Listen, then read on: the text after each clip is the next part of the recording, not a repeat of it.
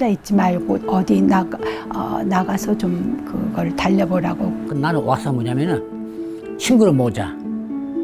서로 이야기하고 같이 밥 먹고. 아침이 되면 이곳으로 향하는 어르신들이 있습니다. 점심 한 끼 때문만도, 수업 하나 때문만도 아닙니다. 누군가와 한국말로 안부를 묻고 함께 웃고 혼자였던 하루를 조금 덜 외롭게 보내기 위해서입니다. 이 영상은 USC 대학 센터 포 헬스 저널리즘에서 진행하는 에스닉 미디어 콜라보레이티브 프로그램의 일환으로 제작됐습니다. 72살 이명희 씨는 LA 한인타운에서 20년 넘게 살아왔습니다. 남편과 함께 자영업을 하며 버틴 미국 생활. 그리고 찾아온 남편의 암 진단. 지난해 남편을 떠나보낸 뒤 이 씨의 삶은 예전 같지 않았습니다. 남편분을 이제 작년에 이제 한 7년간 암으로 이제 치병하다가 이제 소천하셔서 이제 노인 아파트, 시니어 아파트로 가서 지금 입주한 지 한 6개월째 돼가지고 이 씨는 남편의 마지막 순간까지 곁을 지켰습니다. 하지만 남편을 떠나보낸 뒤에도 혼자 감당해야 할 일들은 계속됐습니다. 돌아가시고 장례식 끝나고 이제 사망 증명서를 들고 11군데를 뛰어다니면서 신고를 하고 버스 타고 걸어가고 막 저거 하고, 그리고 또 내가 세대주가 돼야 되잖아요. 근데 갈 곳이 없었어요. 정말 가난하다는 것보다 렌트비 낼 돈도 없었고, 그래서 조의금으로 그 아파트에다 얘기해서 스튜디오로 가고.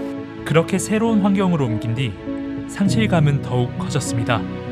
제일 힘들었던 게 다 버리고 왔는데도 못 들어가고 다 버릴 수밖에 없어서 침대도 없이 그냥 이불만 깔아놓고 한 23일을, 그때가 좀 제일 생각도 없이 어떻게 뭐 하고 사나 혼자서 있을 때 한 4개월은 진짜 잠을 못 자고 수면 장애가 오고 목적도 없고 그냥 좀 막연해가 좀 많이 울고, 그리고 잠을 좀 못 잤었어요. 그리고 내가 무엇을 하고 살아야지?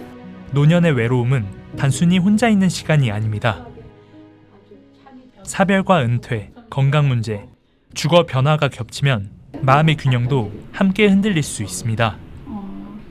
우리가 외로움이라고 하면은 개인의 문제라고 생각을 하는데, 특히 노년기에 접어든 외로움은 복합적인 문제들을 가지고 있다라고 이야기합니다.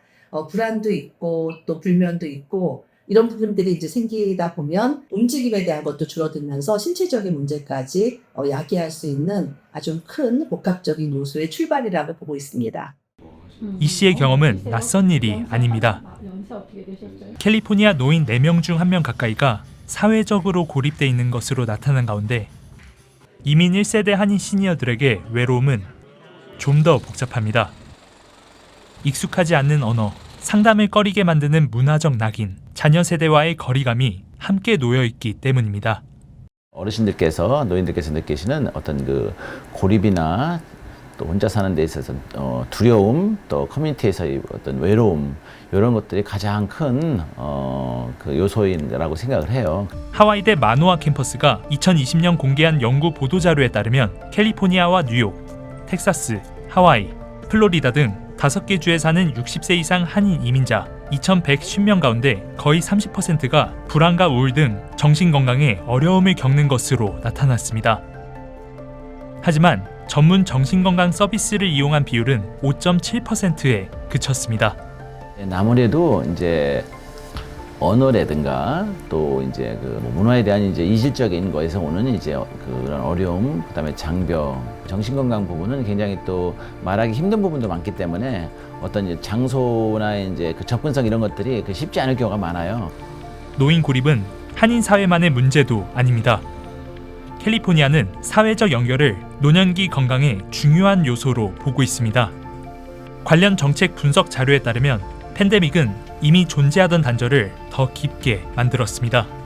팬데믹은 굉장히 우리 시니어분들이나 한인 커뮤니티에도 굉장히 큰 변화를 줬다고 생각을 해요. 팬데믹이 이제 있는 과정에서 그런 것들이 다 단절이 되고, 또 어떤 이제 단절로 인한 공포, 무력감 또는 이제 외로움, 이런 것들이 크게 이제 확산이 되어지면서 주 정부도 24시간 정서 지원 전화인 프렌십 라인을 운영하며 대응에 나서고 있습니다.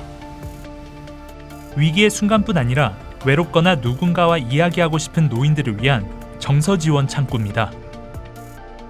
하지만 정책과 전용 지원이 있어도 외로움은 여전한 현실입니다. 영어가 불편한 한인 시니어들에게는 직접 찾아갈 수 있는 공간, 같은 언어로 말하고 듣고 웃을 수 있는 사람들이 여전히 필요합니다. 코리아타운 시니어 커뮤니티 센터가 가장 그 사랑방 역할을 하면서 또 만남, 또 정보 교환, 또 외로움을 달래는 이런 것들에 대해서 어떤 정보 제공 같은 거 하기 때문에 가장 또 그런 중요한 역할을 한다고 생각합니다. 사실 실질적으로 많은 연구조사에서 봤을 때도 시니어 센터는 어르신들의 정서적인 또 사회적인 관계망을 확장시키는데 긍정적인 작은 요인이 됩니다. 그리고 안전망이라고 저희가 이야기를 하는데 어른들이 고립되어서 정서적으로 이렇게 외톨이가 되고 우울감을 빠진다라는 것을 이렇게 양쪽을 놓고 봤을 때 시니어 센터는 어른들의 그 돌파구가 되고 안전망이 될 수 있다라고 보는데, 이명희 씨가 다시 밖으로 나오게 된 계기는 같은 아파트 이웃의 한마디였습니다. 먼저 문을 이렇게 두드려 주셨어요. 혼자 있지 말고 어디 나가서 좀 그걸 달려보라고. 센터에 나오면서 이 씨는 사람들을 다시 만나기 시작했습니다. 그리고 한국의 국화인 무궁화를 가꾸는 봉사활동에도 참여하게 됐습니다. 내가 할 수 있다는 게 좀 뭐랄까 긍정적인 삶이 되고 좀 뿌듯하고 좀 이렇게 시간을 그렇게 멍한 시간을 굉장히 보람 있게 지금 그래서 어울려서 하고 있고요. 그리고 외로움은 완전히 사라지는 것은 아닐지 모릅니다. 다만 멈춰있던 시간은 조금씩 다시 움직이기 시작했습니다. 지나간 거는 흘러간 거예요. 그런 거에 대해서 매여 있지 마시고 좀 긍정적으로, 그리고 이 모든 것에 나쁜 거든 어려운 거든 진짜 저거 해도 누가 뭐래도 그것도 다 감사해요.